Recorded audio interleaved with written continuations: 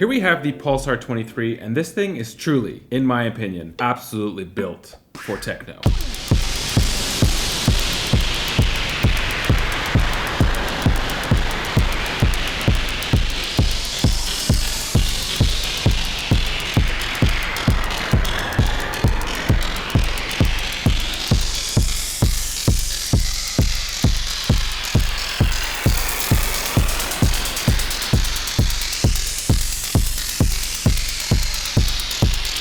Before getting into the nitty-gritty, the nuts and bolts, a few ways of supporting this channel. I have a Patreon with a growing catalog of exclusive videos, extended videos. It's actually one of my biggest pivots or goals for this channel at this point, to make Patreon a main source of income, one patron at a time. It's just a bit more of like a community vibe, and I'm really into that. Okay, so let's get started with my first impression of the PULSAR-23. I'm still relatively new to this thing. This is a semi-modular unit, so it's taken me a lot of brain power to wrap my head around how this thing actually works, which I guess is to be expected. People have already asked if this is my favorite drum machine. My response to that is no. I'd be surprised if this is anyone's like go-to favorite drum machine. It's kind of in a category of its own. I was actually considering not making like a dedicated video for the PULSAR-23 because there's quite a few others that are out there, but what I noticed through learning it is that the sounds and grooves that I'm pulling out of the unit are completely different from the tutorials and reviews that I've checked out online. So that's something that I think I could say about this drum machine, is that anyone who uses it, you're going to be getting like your own unique sound if you really spend time with it. I think that with a lot of modular setups, really cool ideas come quickly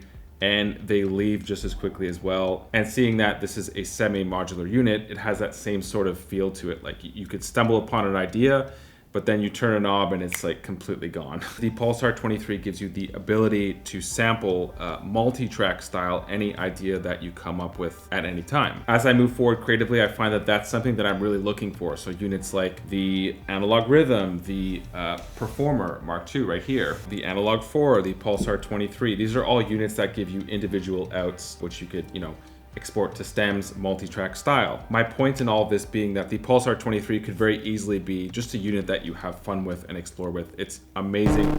Whoa, amazing for that. But if you'd like to take it a step further into a more professional realm, it absolutely offers you that as well at a very high quality.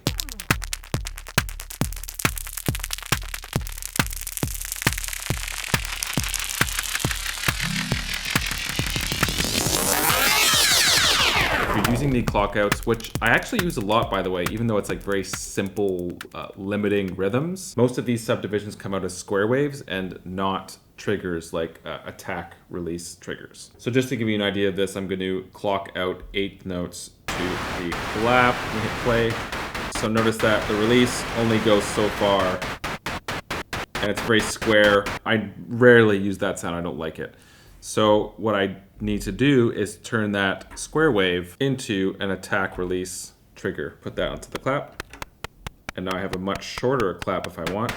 It just gives me a lot more leeway. I usually like short sounds on drums, so that's just my thing. That being said, if you use the 16th note clock out, let's use this on the hi-hats, let's say. Now you don't need to go through this module here. You automatically have all of the space and leeway that you need. So let's just hear these hats alone. Let's see what the sounds that we can get here. Warp is cool. It gives like this sort of organic overtone to everything. But tuning those hi-hats down, to me, this is where the magic happens. I could even turn up the release. And much like the Lyra 8, if you're familiar with it, when you tune notes down melodically and you tune them super low, you get into this like section where it's just little clicky sounds like this. This is an amazing texture. Check it out. If I just threw this through, we're currently on pitch delay. That is such a cool texture. Maybe if I took some of the attack off, now these aren't even hi-hats anymore. This is just straight noise. And we'll bring it back down to hi-hats, 16-note hi-hats. So these do sound cool. They're a little bit square. We could level this up through the Shayas module, add a little bit of dynamics and motion to these hi-hats. So we're going to modulate the high-pass filter. And so this is actually, it works as a sequence. So it could be a 217-step sequence. It could be a 16-step sequence, 63 steps. So let's stick to 16. maybe with a bit more delay on that. Maybe to give this a little bit more release. Again, it's really just about finding those sweet spots. We're just touching the hi-hats right now. I'm having so much fun with just the hi-hats. If I wanted to play some different rhythms here, let's say, I'm gonna change this to channel 4. This sequence here, I'm gonna go into my gate settings. This will be the hi-hat, so I'm gonna change this to track 4. Make sure that's coming from gate 1, which is going to here. Instead of using the clock out, let's go from here. I'm gonna enter a rhythm into here. Let's see what we could do here. I know this is very abstract here because we don't have a kick. In fact, you know what? Let's go ahead and throw a kick over top of this. Back to the gate settings. I'm gonna set this one to track 3, and I'm gonna throw another rhythm over top here. Whatever this is, but I don't even know what this is gonna sound like yet. Back to the kiosk module here, 1 bit. I'm gonna throw this onto bandpass filter on these claps. And instead of having delay, which we could have if we want, it does sound cool, I'm gonna bypass this delay, output of the claps to one of these attenuators here, and then the output of the attenuator will go to the reverb, right? And so if we wanted to, we could just have like a full reverbed out clap. We could even throw an LFO on here. We have 2 wave types, so let's go square wave, and we're gonna modulate the tuning of this pitch delay.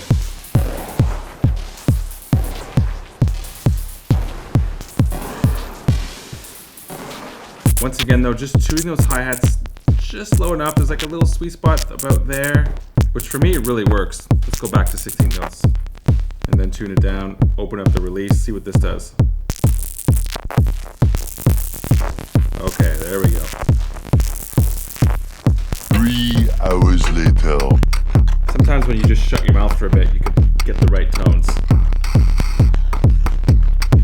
More hi-hats.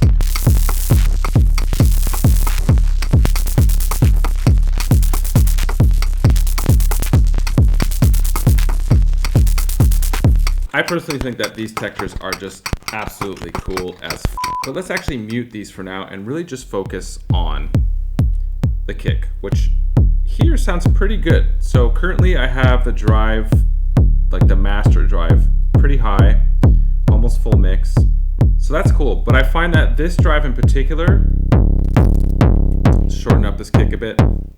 I mean, it's a different sound, but the kick doesn't really have the same sort of low-end punch as something like, let's say, the analog rhythm. It's just a different thing. I own the analog rhythm. I love it. It's an awesome drum machine. Here's a video I've done on it actually, if you'd like to dabble. What you could easily do if you'd like to combine 2 drum machines, let's say, which sounds ridiculous, you could just run that or any other audio into the mix in, and then maybe use the PULSAR-23 specifically for the top end, which these are sounds that you just cannot create with the analog rhythm unless you're like sampling it from this, let's say.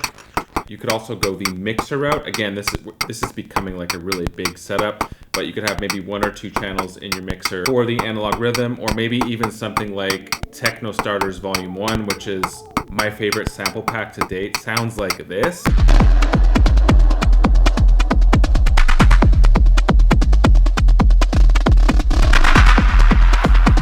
Yes, the PULSAR-23 is analog, but that doesn't necessarily mean that you're gonna get that super low-end punchy kick.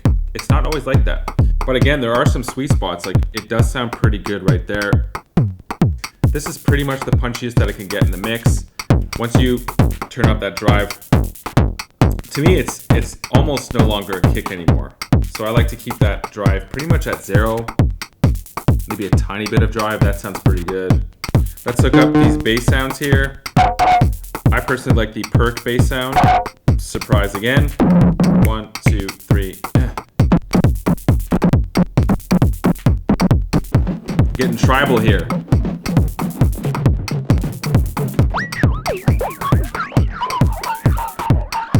Sometimes using your hand beats using an LFO.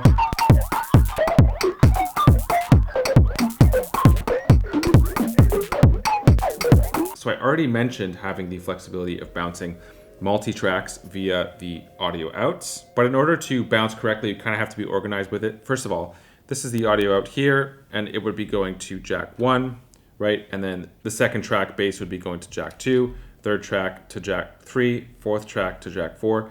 And then what are these two for here? I think ideally these would be for delay and reverb out. So those would be on their own separate tracks, like pretty much any other mixer, right? And then of course in the back here, hopefully you see that clearly, you've got your designated out. So 1, 2, 3, 4, 5, 6. Currently I'm just using the master out. There's also a headphone out if you'd like to use it. That's a lot of information for you guys. And now a word from today's sponsor, DistroKid. If you are an independent artist or producer looking to officially release your music to all major streaming platforms like Spotify, Apple Music, Amazon, Tidal, all the rest of them, go with DistroKid. They are for sure the most affordable option. Here's a few reasons why they're great. In terms of what's new, they recently released a smartphone app, which makes checking your important DistroKid stats easy and accessible. The app is now available on Android through the Play Store. Essentially everything that you've been able to do on the DistroKid desktop app, you're now able to do through your smartphone. In today's day and age, we all know how many hats we have to wear as artists and producers. It can just be a lot, so write the music, produce the music. Then you've got to create content to promote it a few weeks before it's released. Then you've got to continue creating content after it's been released to promote it. It's a lot, and I'm not saying that DistroKid does all of this work for you, but they do make it a lot easier for us with the free promotional tools that they offer. The one I use most is Hyperfollow. It's essentially a free landing page or link tree. It's super clean. You could link maybe your latest video, your latest single, other important links you'd like to lead people to. I also use promo cards whenever I release a single. Just select the single that you would like to promote and it'll auto-generate a few different options for you to choose from. Go with DistroKid. It's just over $20 a year to release unlimited music to all major streaming platforms. You keep 100% of your streaming royalties. So many other tools that they offer for someone who's independent. They're made for us. And there is a discount linked in the description of this video if you would like to join. Please do let me know if you have any questions in the comment section of this video, or ask me anything over on Patreon, even on Discord. I have a pretty active Discord community. Would love for you to be part of that. Like and subscribe, and I'll see you in the next video.